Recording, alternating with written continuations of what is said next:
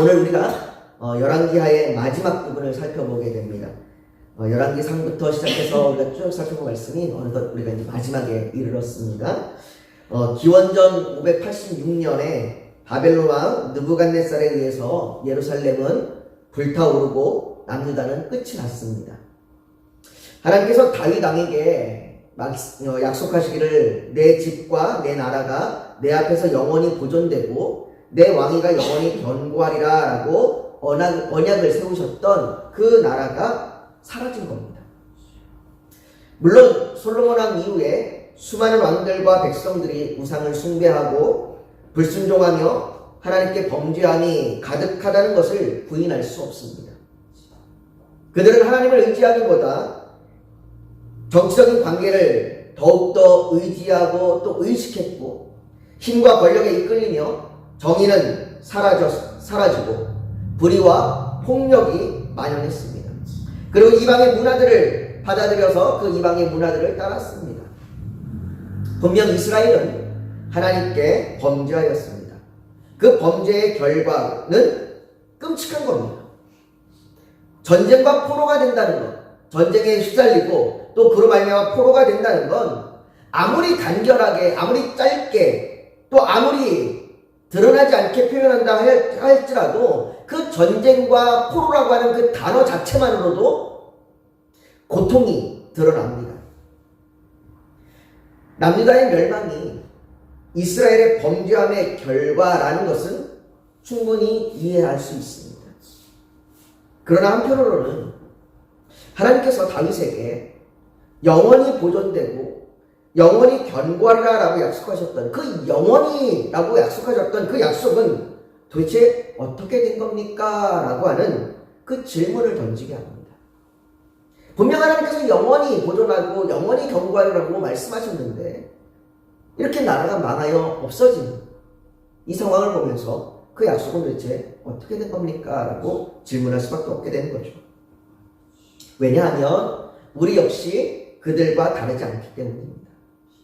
우리 역시 예수 그리스도의 그 십자가와 부활의 은혜로 말미암아 의롭게 되었지만 여전히 죄와 불순종 가운데 연약한 자신을 보게 됩니다.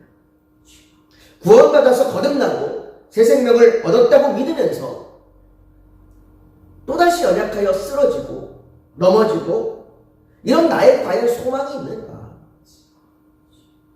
그렇게 의심하고 흔들리고 낙심하게 됩니다. 제가 부교육자로 사역할 때에도 많은 청소년들이, 많은 그 학생들이 저한테 와서 목사님 구원의 확신이 없어요 라고 그렇게 질문을 해요. 어떻게 하면 좋겠어요? 라고 질문해요. 자꾸 내 모습을 보고 내 연약함을 보게 되면 이런 내가 정말 구원받은 게 맞는가? 정말로 내가 구원받을 수 있는가라는 그런 구원의 확신이 없어지게 되는 거죠. 사라지게 되는 거예요. 이런 우리의 모습에 열왕기서는 무엇을 말해주고 있는가? 하나님의 백성이었던 이스라엘이 하나님께 범죄함으로 멸망으로 끝이 나는가? 이렇게 끝나는 게 맞는가? 그들에게는 더 이상 소망이 없고 하나님께서 다윗에게 약속하셨던 그 언약도 사라졌는가? 우리가 오늘 열왕기서의 마지막을 살펴보면서 그 질문들에 대한 지금 답을 찾고 또 우리 믿음에 대한, 우리 구원에 대한 그 소망을 얻기를 원합니다.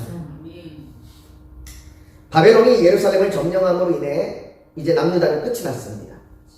예루살렘을 점령한 바벨론은 남유다의 사람들을 포로로 끌고 갔습니다. 많은 사람들을 포로로 끌고 갔어요. 오늘 보면 21절은 이와 같이 유다가 사로잡혀 본토에서 떠났더라라고 그렇게 말합니다. 본토에서 떠나서 이제 바벨론으로 끌려가게 된 거죠. 그렇게 포로가 된 겁니다. 바벨론 왕의 시위대장인 느부사라다는 사로잡은 자들이 포로로 끌려갈 때에 저항하지 못하도록 바벨론에 끌고 가기 위해서 본보기로 제사장과 성전 문지기와 같은 지도자들을 처형했습니다. 그리고 끝까지 싸우기 위해서 저항하려고 했던 그 내시와 왕의 시종과 일부 백성들과 함께 처형했습니다. 그대로 본보기로 삼은 거예요. 저들을 처형할 수 있고 저들을 죽일 수 있는데 너희들이라고 못 죽이겠느냐. 그러니 저항하지 말고 순순히 포로로 끌려가는 거죠. 일부 지도자들은 처형을 당하고 대다수의 사람은 바벨론의 포로로 끌려가고 이제 남유다에 남은 사람들은 비천한 사람들만 남았습니다. 이 비천한 사람들은 11절에 보니까 시위대장이 그 땅에 비천한 자를 남겨두어 포도원을 다스리는 자와 농부가 되게 하였더라라고 그렇게 말씀합니다. 이 말씀처럼 바벨론을 위한, 바벨론에게 바치기 위한 그런 포도를 재배하는 일을 하게 된 거예요. 그러니까 이제 이스라엘, 남유다는 뭐가 된 거냐? 포도밭이 된 거예요. 포도밭. 바벨론의 포도밭이 된 겁니다. 남유다는 바벨론의 속국으로 그렇게 포도를 생산하고 또 세금을 바치는 것이 그나마 그 땅에 살 수 있는, 그 비천한 자들이 그 땅에 살 수 있는 유일한 길이었던 겁니다. 그리고 이 일이 잘 이루어지도록 그 지역을 다스리기 위하여 누군가는 그 지역을 다스려야 되니까 그 지역을 이제 총괄하고 다스리고 포도가 잘 생산될 수 있도록 또 그들이 저항하지 않도록 잘 다스리기 위하여 22절에 보니까 유다 땅에 머물러 있는 백성은 곧 바벨론 왕 느부갓네살이 남긴 자라 왕이 사반의 손자 아이감의 아들 그달리아가 관할하게 하였더라라고 그달리아를 총독으로 임명합니다. 그달리아는 유대인이에요. 이 바벨론 사람이 아니고 유대인, 남유다에 있는 사람 중에 한 사람인 그달리아를 총독으로 임명한 겁니다. 로마의 역사가인 요세푸스라고 하는 그 역사가는 이 그달리아에 대해서 말하기를 그는 온유하고 관대한 사람이라는 평판을 얻는 사람이라고 말합니다. 그러니까 성품 자체가 되게 온유하고 관대하고 좋은 사람인 거죠. 이 성품이 되게 좋은, 사람들로부터 좋은 칭찬과 평판을 받는 사람이에요. 이제 그 사람을 총독으로 세운 겁니다.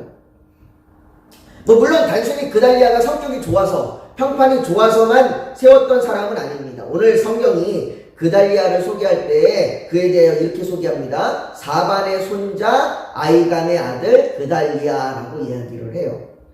여기 얘기하는 이 사반의 손자 아이감의 아들 그달리아, 즉 사반이 할아버지인데요.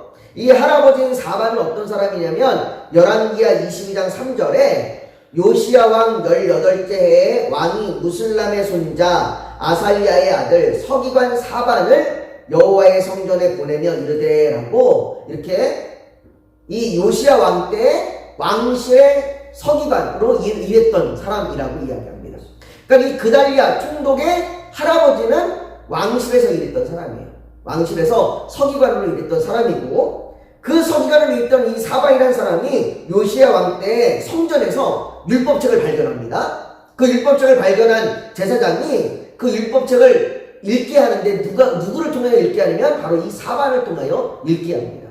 그래서 이 사반은 그 율법책, 하나님으로부터 발견한 하나님의 발견한 율법책을 읽었던 사람인 겁니다. 그로 인하여 요시야 왕이 개혁을 시작했던 것이죠.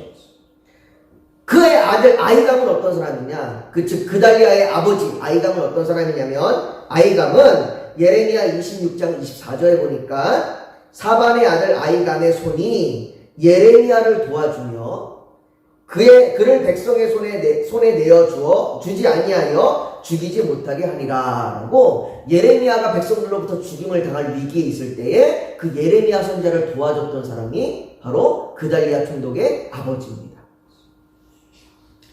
그러니까 예레미야 선자를 도와주면서 예레미야 선자와 가깝게 지냈던, 그래서 왕실과도 가깝고 예레미야 선자와도 가까웠던 그런 가문이 바로 이 그달리아라고 하는 그 집안의 가문인 겁니다. 그러니까 그달리아 총독도 마찬가지로 예레미야 선자와 그래서 가까웠어요. 예레미야 선자와 얼마나 가까웠는지 예레미야 선자도 이 그달리아가 머무는 곳에 함께 머물면서 함께 있을 정도로 그렇게 가까웠다라고 이야기합니다.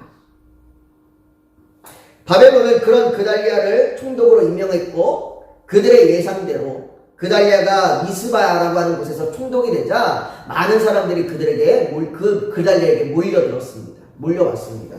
그래서 23절에 보면 이렇게 얘기해요. 모든 군대 지휘관과 그를 따르는 자가 바벨론 왕이 그달리아를 지도자로 삼았다함을 듣고 이에 느다니아의 아들 이스마엘과 기레아의 아들 요하난과 느도바 사람 다누벳의 아들 스라야와 나아가 사람의 아들 아야사니아와 그를 따르는 사람이 모두 미스바로 가서 그달리아에게로 나아가매라고 말합니다. 많은 사람들이 몰려든 겁니다. 많은 사람들이 그달리아로 몰려들고 예레미야 4장 6절에는 예레미야 역시 예레미야가 미스바로 가서 아이감의 아들 그달리아에게로 나아가서 그 땅에 남아있는 백성 가운데 함께 살이라 라고 예레미야 선지자도 그곳에 함께 머물렀습니다. 그렇기 때문에 이 그달리아는 예레미야에게 많은 영향력을 받았던 것 같고요. 예레미야가 하나님으로부터 들었던 그 말씀을 기억했던 것 같습니다. 그래서 오늘 보면 24절에 보면 그달리아가 백성들에게 이렇게 얘기합니다. 우리 한번 같이 한번 읽어볼까요? 24절입니다. 같이 읽습니다. 시작. 그달리아가 그들과 그를 따르는 군사들에게 맹세하여 이르되 너희는 갈대아인을 섬기기를 두려워하지 말고 이 땅에 살며 바벨론 왕을 섬기라. 그리하면 너희가 평안하니라 하니라. 그달리아가 뭐라고 얘기하냐면 너희가 바벨론을 두려워하지 말고 이 땅에서 그들을 섬기라 라고 얘기합니다. 그들을 섬기라. 그러니까 너희가 그냥 그들에게 지배를 받고 그들 가운데 있어라 라고 이야기하는 거예요. 왜요? 예레미야는 이미 하나님께서 70년 후에 너희가 그들을 돌아오게 하리라 포로로 회복될 것이다 라고 말씀하셨다는 걸 알아요. 이것이 하나님의 뜻이라는 걸 알아요. 그 하나님의 뜻이 바벨론의 포로가 된다는 것을 알아요. 그 하나님의 뜻에 순종해라 라고 얘기하는 거죠. 저항하지 말라라고 얘기하는 거예요. 그래서 그달리아도 동일하게 그 백성들에게 얘기합니다. 하나님의 말씀에 순종함으로 저항하지 말고 이곳에 그들을 섬기라. 하지만 이것을 하나님의 말씀으로 여기지 않았던 사람들도 있었습니다. 그들에게는 그달리아가 그저 바벨론에 굴복하는 힘없는 총독일 뿐이고 바벨론에 친한 그러한 어떻게 보면 이 나라의 역적과 같은 그러한 존재처럼 여긴 겁니다. 그래서 세력을 규합하고 사람들을 모아서 그 그달리아와 대적하려고 하는 사람들도 등장합니다. 25절에 보니까요, 그 중에 대표적인 사람이 바로 7월에 왕족 엘리사마의 손자 느다니아의 아들 이스마엘이라고 하는 사람이 등장합니다. 이 이스마엘이 부하 10명을 거느리고 와서 그달리아를 어떻게 하냐면 쳐서 죽이고 또 그와 함께 미스바에 있는 유다 사람과 갈대아 사람을 죽인지라고 말합니다. 예레미야 41장에는 이걸 좀 더 자세히 얘기하는데 이스마엘이 그달리아와 함께 식사를 합니다. 그러니까 식사를 할 정도면 서로 간에 우호가 있는 거죠. 서로 관계가 있는 거예요. 그 식사 자리에서 칼로 죽였다고 말합니다. 이 일이 그달리아가 총독이 된 지 3개월 만에 일어났습니다. 그달리아가 3개월밖에 영향력을 행사하지 못합니다. 이스마엘이 그달리아를 죽였다고 해서 그럼 그가 이스라엘을 다스리는 총독이 되었느냐, 왕이 되었느냐? 그렇지도 않습니다. 오히려 바벨론이 임명한 총독을 죽였다는 사실이 들킬까봐 그 일을 숨기고 도망다니게 됩니다. 그래서 오늘 본문 26절에도 노소를 막론하고 백성과 군대 장관들이 다 일어나서 애굽으로 갔으니 이는 갈대아 사람을 두려워함이었더라 라고 말합니다. 이렇게 남유다는 망한 이후에도 바벨론의 포로로 끌려가든가 아니면 그 땅에 거하지 못하고 어디로 가냐? 애굽으로 가버립니다. 바벨론의 포로가 되었어도 여전히 사람들은 탐욕에 빠져서 견디고 인내하며 하나님께로 돌이켜야 하는 그 포로 시기에도 그들은 하나님의 말씀을 따라 살기보다 죄와 욕심에 빠져 있는 겁니다. 하나님께서 견디고 인내해야 할 시간을 허락하신 것을 알면서도 사람들은 지금도 그 시간이 아니길 바랍니다. 하나님, 내가 견디고 인내하는 것 싫습니다. 하나님, 내가 낮아지는 것 싫습니다. 예수님께서 우리에게 누구든지 나를 따라오려거든 자기를 부인하고 자기 십자가를 지고 나를 따를 것이냐 라고 말씀했는데, 하나님, 나는 나를 부인하는 것이 싫습니다. 내가 십자가를 지는 것이 싫습니다. 내 그렇게 고난의 시간, 인내의 시간, 견디는 시간들이 싫습니다 라고 여전히 오늘도 그렇게 사람들이 얘기하죠. 미룰 수만 있다면 그것을 더 미루고 싶습니다. 남유다의 결과는 바벨론의 포로로 끌려간 사람들과 그들이 과거에 포로가 되었었던 그 땅 애굽으로 다시 돌아가는 결과가 되었습니다. 이렇게 다 흩어졌는데 이제 그 땅에 남은 자들도 없고 다 흩어졌는데 하나님께서 다윗에게 약속하셨던 영원히 보존되고 영원히 견고하게 하리라 라고 하셨던 그 나라가 과연 어떻게 있을 수 있겠습니까? 이런 나라에 소망이 있습니까? 열왕기하는 백성들이 애굽으로 갔다라고 말하면서 그 뒤에 한 가지 이야기를 더 기록합니다. 27절 한번 보실까요? 27절에 보면 이렇게 얘기합니다. 유다의 왕 여호야긴이 사로잡혀간 지 37년 곧 바벨론의 왕 에월무라닥이 즉위한 원년 12월 그달 27일에 유다의 왕 여호야긴을 옥에서 내놓아 그 머리를 들게 하고 열왕기하는 맨 마지막에 뜬금없이 37년 후의 이야기를 기록합니다. 37년 후의 이야기. 그것도 느닷없이 여호야긴을 얘기합니다. 여호야긴은 바벨론 왕 느부갓네살이 쳐들어왔을 때 그 왕 앞에 항복했던 왕이에요. 3개월을 다스리고 항복해서 포로로 끌려갔던 왕입니다. 그렇게 포로로 끌려가서 37년 동안 감옥에 있었던 것 같습니다. 그리고 느부갓네살이 죽고 그 느부갓네살을 이어서 그 다음 왕인 에월무라닥이 즉위한 그해 12월 27일에 감옥에서 풀려납니다. 감옥에서 풀려난 다음에 그 왕에 대하여 이야기하기를 28절부터 30절까지 이렇게 기록합니다. 그의 지위를 바벨론에 그와 함께 있는 모든 왕의 지위보다 높이고 그 죄수의 의복을 벗게 하고 그의 일평생에 항상 왕의 앞에서 양식을 먹게 하였고 그가 쓸 것은 날마다 왕에게서 받는 양이 있어서 종신토록 끊이지 아니하였더라 라고 그렇게 말합니다. 포로가 되었던 이 포로가 된 여호야긴 왕이 높임을 받았다는 것이 모든 포로들이 그런 대우를 받았다라고 얘기하는 것은 아닙니다. 여전히 포로들은 힘들고 어려운 일을 겪고 있고 그들이 그 바벨론에서 포로된 자로 여전히 살아가고 있습니다. 대다수의 백성들은 힘든 나라를 보낼 겁니다. 그럼에도 성경이 열왕기서를 마무리하면서 이 일을 기록하고 있는 것은 아직 소망이 있음을 말하고 있습니다. 다 끝난 것 같았어요. 다 망한 것 같았고 포로로 끌려가서 영원히 포로 생활 가운데 있을 것 같고 회복됨이 없을 것 같았습니다. 그러나 잊혀졌던 그 왕이 37년 만에 다시 감옥에서 나오면서 그가 높임을 받는 걸 기록하면서 너에게도 아직 소망이 있다. 너에게도 아직 소망이 있다 라고 말씀하십니다. 왜요? 이미 하나님께서 그 바벨론 포로로 끌려가기 전부터 너희를 포로로 끌려갔다가 70년 만에 돌아오게 하리라 라고 계속해서 말씀하셨기 때문이에요.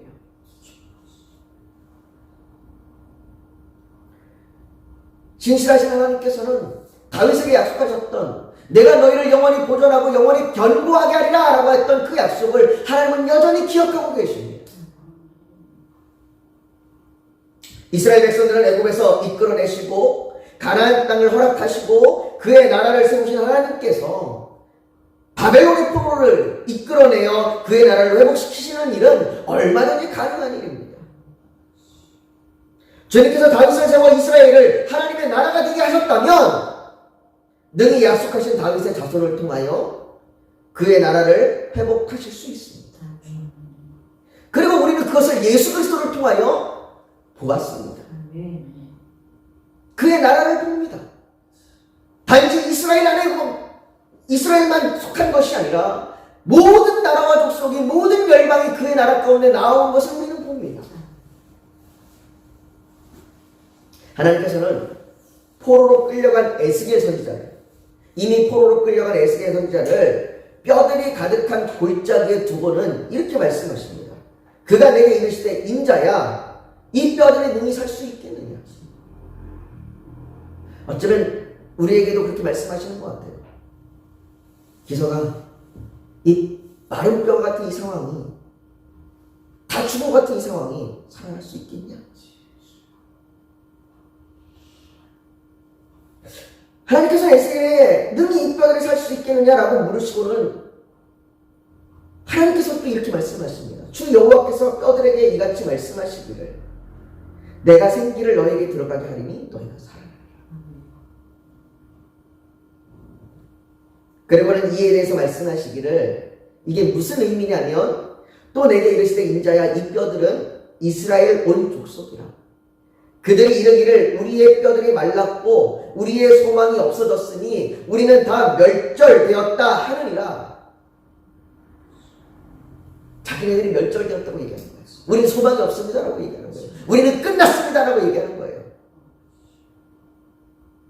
그 뒤에 말하기를 그러므로 너는 대언하여 그들에게 이르기를 그 소망이 없다고 말하는 자들, 그 마른 뼈라고 말하는 자들, 우리는 끝났습니다, 우리는 멸절됐습니다라고 말하는 그 너희의 백성에게 이르기를 주 여호와께서 이같이 말씀하시기를 내 백성들아 내가 너희 무덤을 열고 너희로 거기서 나오게 하고 이스라엘 땅으로 들어가게 하리라. 아멘.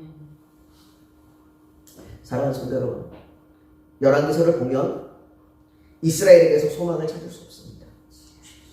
그들은 우상을 숭배하고 탐욕과 거짓이 난무하고 폭력이 가득합니다. 그들은 하나님을 떠났고 범죄하였습니다.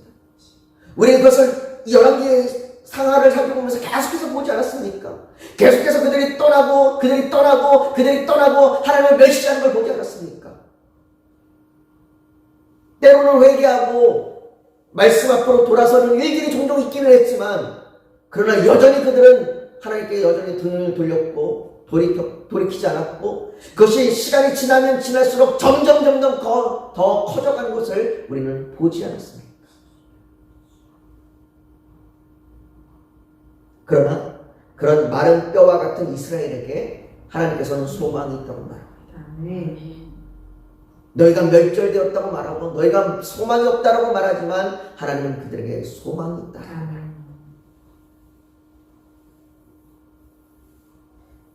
그리고 그 말씀 임안에 그 마른 뼈가 살아납니다. 우리에게도 말씀이신 예수 그리스도가 소망입니다. 우리의 구원은 우리의 열심이 있지 않습니다.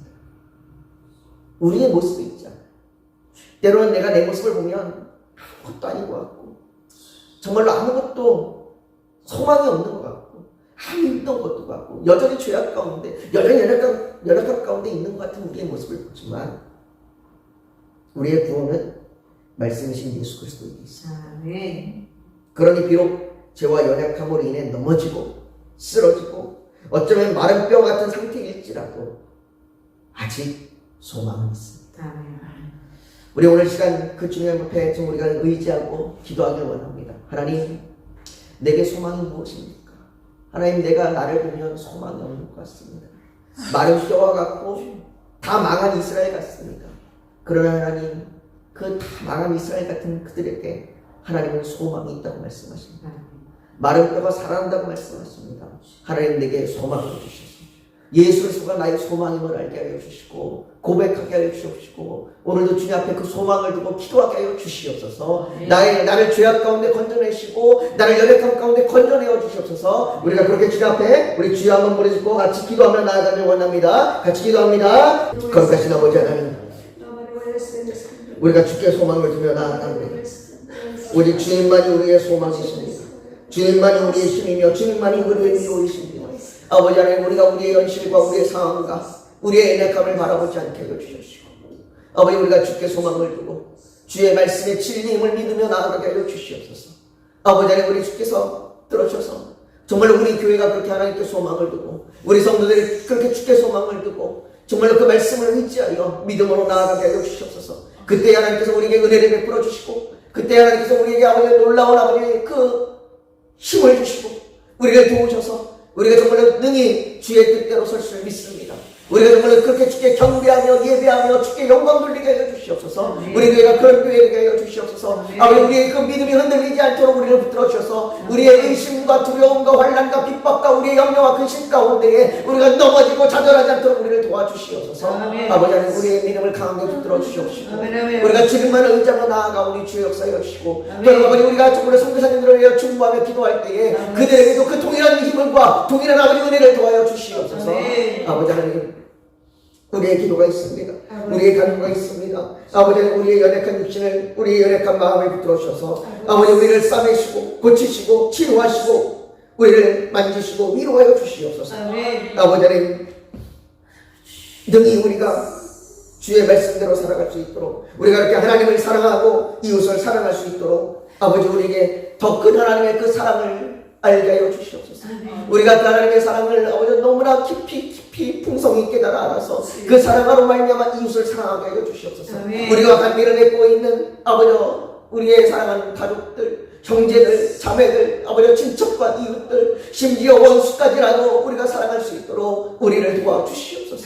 아버지 하나님 주께서 우리를 이끌어 주시고 오늘 이 저녁에도 아버지 하나님께서 응답하여 주시옵시고 아버지 우리의 삶 가운데 하나님의 그 아버지 풍성함과 충만함으로 채워 주시옵소서. 모든 것 주 앞에 올려드리며 예수님의 이름으로 기도하옵나이다. 아멘.